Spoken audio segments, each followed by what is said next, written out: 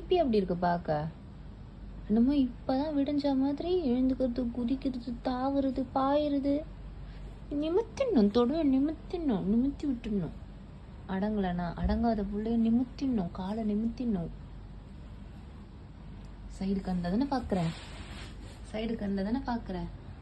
பத்தியா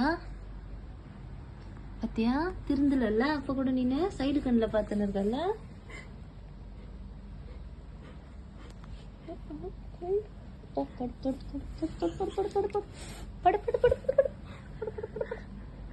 no side கண், no side கண். வில்லன் பார்வைலாம் அம்மாயிட்ட வச்சுக்க கூடாது. தூங்கணும், தூங்கினாதான் காலையில் எழுந்துக்க முடியும்.